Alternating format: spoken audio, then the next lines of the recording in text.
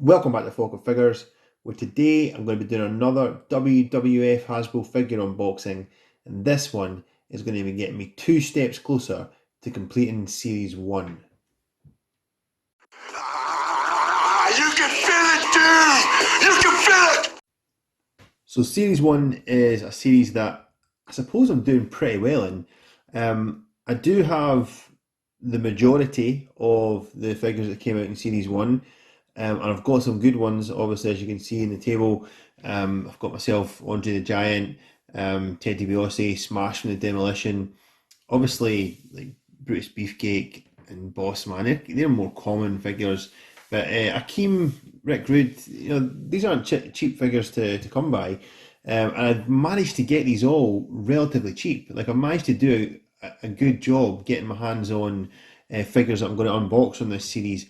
And I'm really happy with the outcome because so far they're all pretty mint. They're all pretty mint looking. They've all got stiff joints. They're all really sort of fresh looking figures. I'm happy with the way that Series 1 is shaping up. So I've got 7 figures on table just now. I've got 7.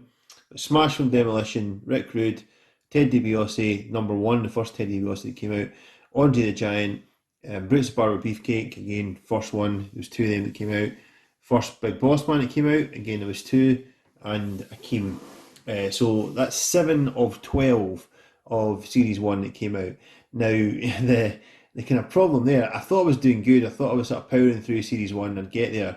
But the Series 1 guys have shot up in value in the COVID price hike.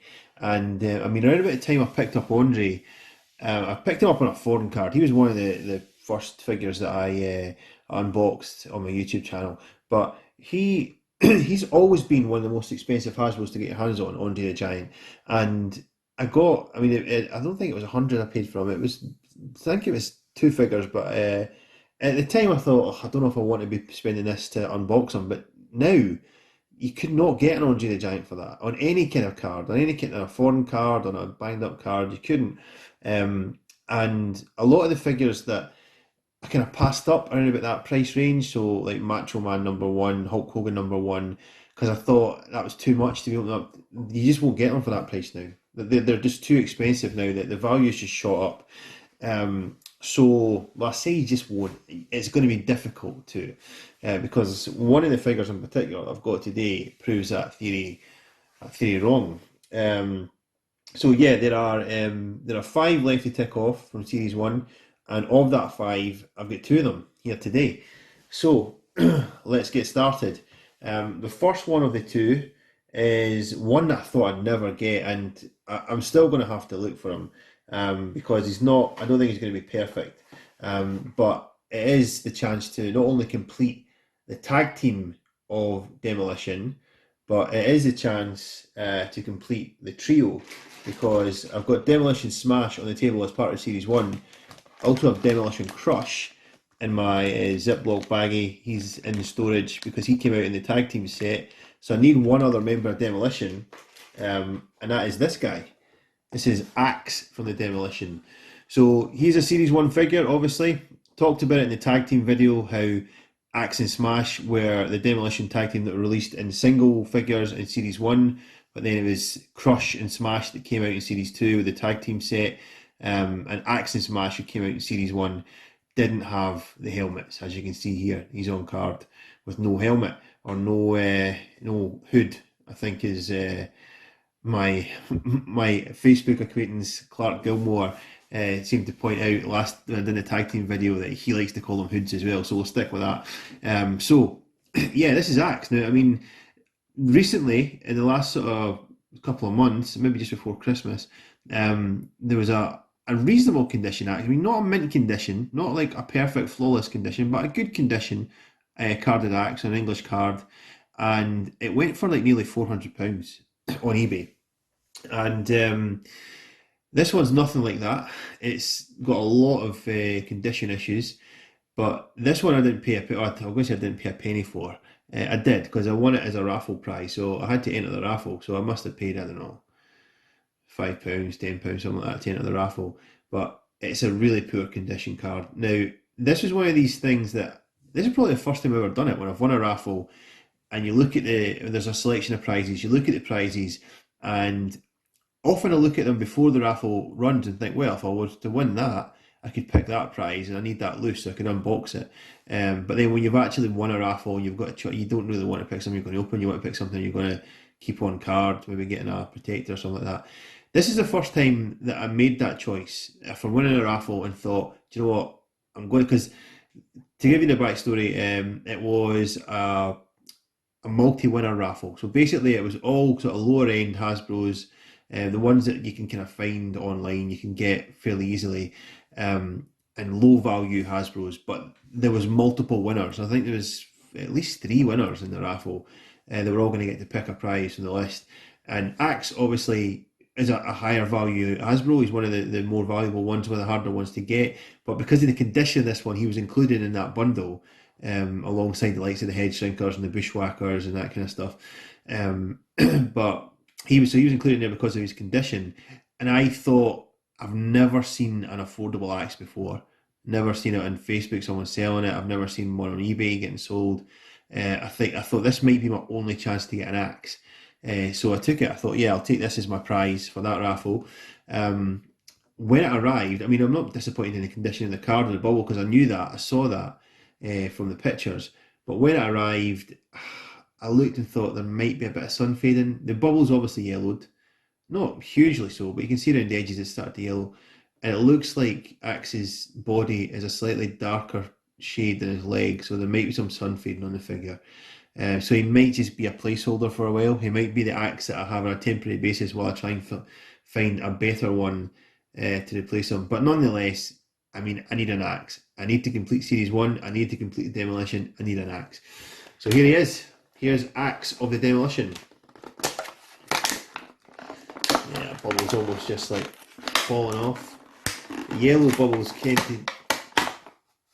to just be really flimsy. It's not awful, but it's noticeable. Yeah, I mean, his neck is slightly lighter, and his legs are like his legs and his neck. I think are the same kind of tone, whereas his body and his arms, his torso and his arms are darker, which is obviously a sun fading thing. Joints nice and stiff though. That's weird. It seems to go around. I wonder if that's part of the move or not. I don't think Hogan or Warrior do that. It seems like every time you play the action or move the action, it moves back another notch on the ratchet. But it stopped doing it now. Yeah, so Axe, Demolition Axe with the, what is it? It's called the Axe Attack, but it's the Gorilla Press Slam move. It's a Hulk Hogan Gorilla Press Slam move.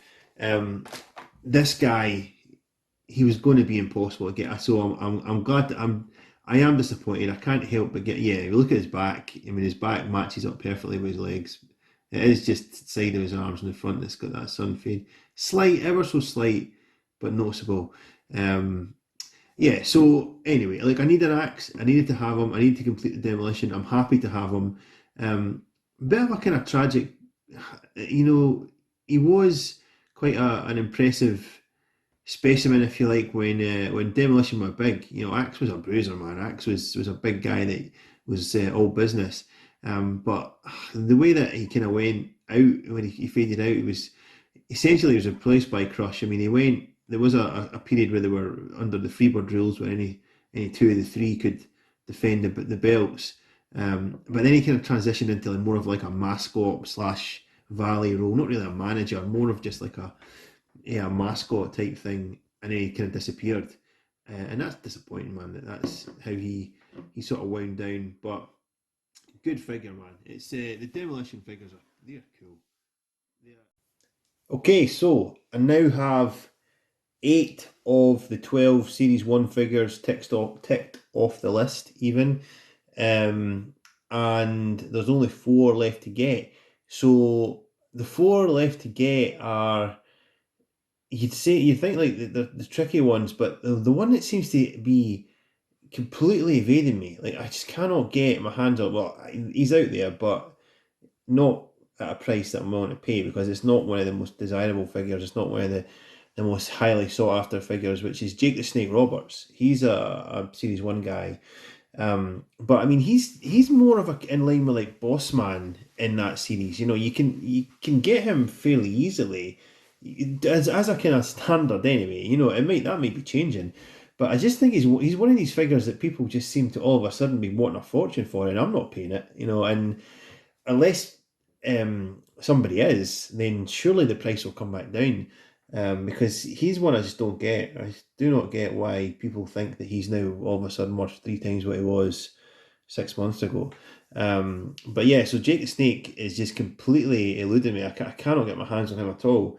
Then there's Hulk Hogan, who obviously Hulk Hogan's Hulk Hogan. He's probably the biggest star that wrestling's ever had, never mind of this time period.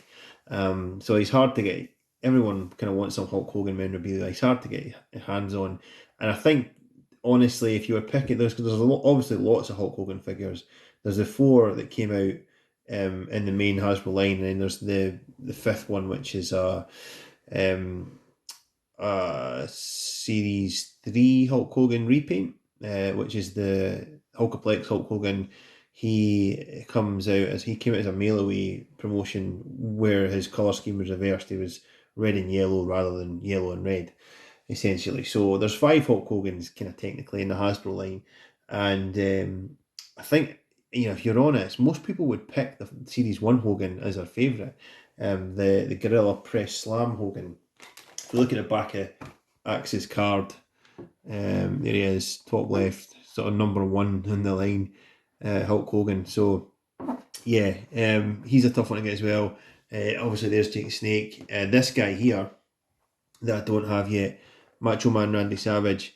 Man, he again is one that you just cannot get for love nor money now. I mean, the Spanish card Macho Man would come up every now and again. I mean, Macho Man now Series 1 on a Spanish card or an Italian card. You know, you'd see them every so often popping up for sale. But again, just recently, a figure that you would maybe expect to pay 60, £70 for is now, there's people asking as much as 500 for it, which is just lunacy. But, if they're getting it, good luck to them, I suppose. So, but that might be one of the reasons that I can't actually complete Series 1 taking them off card, because a couple of these guys are just been priced out of the market. However, there is hope, and the last guy I've got kind of demonstrates that. So the next figure I've got to tick off in Series 1 is this man here. This is the Ultimate Warrior. So he, obviously, Ultimate Warrior is the kind of the number two from this era. He's the Rock to Hulk Hogan, Stone Cold Steve Austin, if you like. He is the sort of up and comer, the pretender to the throne for Hulk Hogan at this time period. So Ultimate Warrior is a big guy, a big character to have from this time frame as well. And Ultimate Warrior is another one that on any card, in any condition, people are wanting a fortune for him. So I done really well to get this. This was an eBay purchase. What I do, I think this is kind of common knowledge that you can do this now. It might not be. Maybe there's some people that don't know this, but if you go into the eBay settings, you can change your location. So when you type into eBay what you're looking for, WWF Hasbro, for example, it'll come up people that are selling it in your country, in your region. It'll come up. Whereas if you go in and change your settings to any other country in the world, that you can do it to literally any country in the world, other sellers will come up. And sometimes it's hit or miss, because you'll get people that just refuse to ship to other parts of the world. But there are some that you can find really good deals on, and this is one of them. So this came from Italy. This is an Italian card, Ultimate Warrior, and it came from Italy because I was scrounging around the eBay settings to try and change my location to anywhere that I could find some of the Hasbros I needed, and this one came up. I paid, I think it was €40 I paid for this, plus shipping, so probably €50, €55 maybe, like somewhere between 40 and £50 I think this cost, something like that. Say 45 is probably a fair assessment. £45 is probably what I paid for it, which, for an old toy that you're going to rip out the package might sound crazy. I mean, my wife would think that's crazy, but for a Series 1 Ultimate Warrior figure, that is a great deal. Absolutely great deal. One thing I wasn't sure about with this, I wasn't sure if I was going to open this or not, because one of the sort of the bits of trivia, if you like, from the Hasbro line are that the Ultimate Warrior's bio card was changed. So initially it came out as the Intercontinental Champion, and that kind of links in with a stupid looking belt that he's wearing. I think this was originally in the mold meant to be the Intercontinental Championship that he had like molded to him, and I think last minute they decided, wait a minute, that's silly because he's not going to be the Ultimate Warrior's not going to be the Intercontinental Champion forever. But this figure would have that belt molded to him, and he would be known as the Intercontinental Champion. So I think they changed that last minute. The first wave of bio cards came out, and it said he is the WWF Intercontinental Champion, and then they changed that to say that he won the WWF Championship at WrestleMania. What is it? Would it have been 7? When he fought Hulk Hogan, anyway, the title versus title match. I forget which WrestleMania that was. One of the single figure ones. They changed that as bio card to say that. But the bio card, so the English card warrior, so if it's on an English language card and it says on the back is the Intercontinental Champion, that is worth a lot of money because there's not that many of them out there.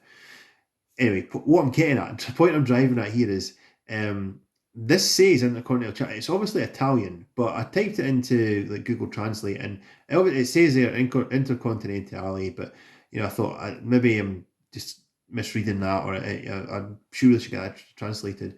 So I typed it into Google Translate, and that's what it says. It says he's Intercontinental Champion in Italian. So I sort of inquired about this on Facebook. I asked a few people what they thought, whether this is a valuable piece or not.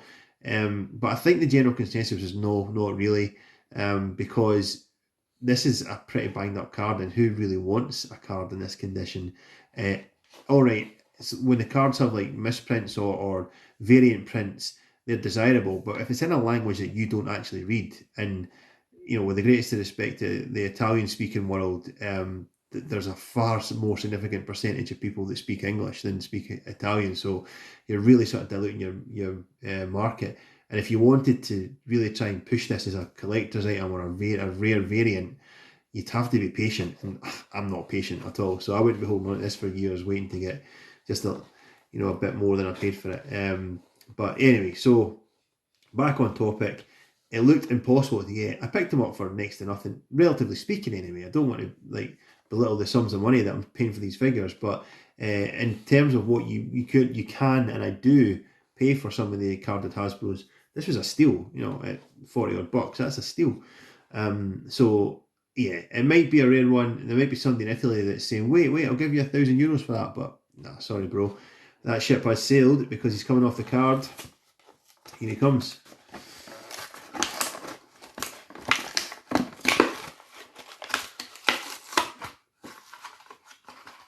Trying to be careful because somebody that I talked to on Facebook got in touch with me recently and said that they collect the cards and the bubbles if I could pass them on to them. So I'm trying to not to wreck them when I open these now.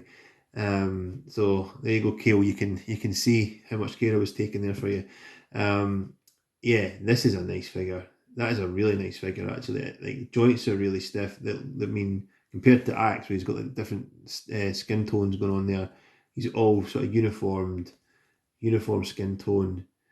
This is my very first ever experience of Hasbro figure. I remember going to my friend's house and he had one of these guys. He had an Ultimate Warrior #1, and I was looking at it thinking, what is that? Where did you get that from? And I think it was like his mom and dad had split up and his dad had bought it for him or something. And we were having a match, Ultimate Warrior against a Visionary. I remember that clearly. The Visionary was a heel. But I remember thinking, man, I need to get some of these. These are cool. And even still looking at it, that is cool. Even though it's a jumper, and I hate the jump move. I wish there wasn't a jump move in the line at all.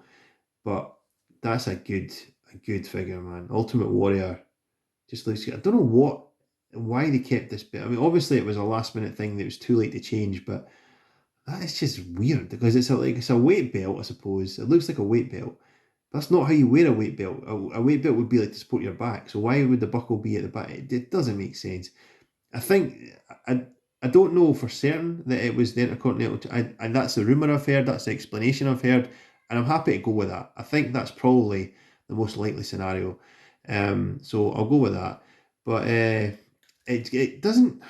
I mean, it detracts from the figure. It doesn't ruin it though. I don't think it ruins it at all. I still think it's a fantastic figure, and I'm really, really glad to have it. The jump move is obviously in relation to he used to bounce off the ropes and do the sort of shoulder tackle. I think because in Series 1, they did try and relate the moves pretty closely to what the wrestlers did do. And I think that's why he's got the jump move, because it's kind of like the shoulder tackle.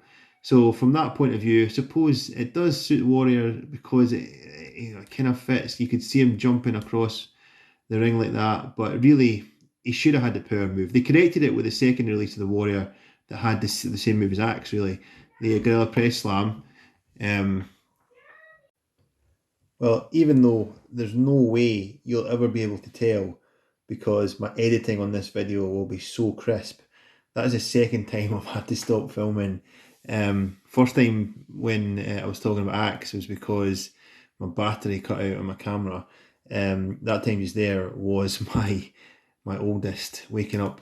It's just about midnight right now, and she was waking up to scream her head off about having a nightmare. So fortunately, even when you try and time these things to perfection, there's always something that kind of comes up and causes an issue. But as I say, my editing will be seamless, so you won't even notice that, that I had to cut the camera twice in this video. But back on topic, Ultimate Warrior has got to be one of the best figs in the Hasbro line. Just as a character, as a wrestler, as a personality, he's perfect for a toy. He's just perfect for an action figure. The expressions in the face, the physique, the body, the colourful. What is that on his arm? Is that going to come off? It's just like a little bit of smudge or something. That should come off with a wet wipe. Yeah, so like the kind of fluorescent colours and things that he wears in his ring attire, just perfect. Just perfect for a toy. So great figure to have. And as I said, delighted to have picked him up in the manner that I did. You know, got him at an absolute steal. So happy with that. And as you can see, I now have 9 of the 12 Series 1 figures that I've taken off the card. Still waiting for Hogan, still waiting for Macho, still waiting for Jake. I would think Jake would happen. I would think I'll get a Jake. I don't know. I might not, you know. It might be that his price just shoots up and up and up. But I'm confident I'll be able to get a Jake eventually. Hogan, I think there's enough Hogans out there because he was probably produced more than any other figure, given how popular he was then and has always been. I think you see a lot of Hogans out there. So it stands to reason that there would be one on a banged up card or a split bubble or something that I'd be able to get my hands on for and not pay well over the odds for it. But Randy Savage, I'm not that confident again a Series 1 Randy Savage, really not. Because even the foreign cards, as I say now, are going for multiple hundreds. So we'll see. Series 1 may be one that just gets the better of me in terms of getting every single one checked off to rip off card. It's funny that when I started doing it, I didn't really want to do it like per series. I wasn't going to try and like get a full set and move on to another set or anything. I just was buying figures and trading figures and collecting them as they came up, as the opportunity presented itself to own any of these figures. I just took it. But it seems like every series has got one or two that I'm just finding impossible or really difficult to get my hands on. And it's not always the ones you'd think either. Like with Jake, it's not always the obvious one that is the one that always eludes you. But anyway, before we get off topic again, and before I get another interruption that I'm going to have to stop the video for, I think we'll call it quits there. So hopefully you enjoyed that. If you did, please hit the like button. Leave me a comment. Let me know your thoughts on Series 1. Let me know if you've got a Jake the Snake, if you've got a Macho Man, if you've got a Hulk Hogan #1 that you want to sell or even swap me for something else. Get in touch. Let me know that. Share my video through social media. Stay safe. We'll speak soon.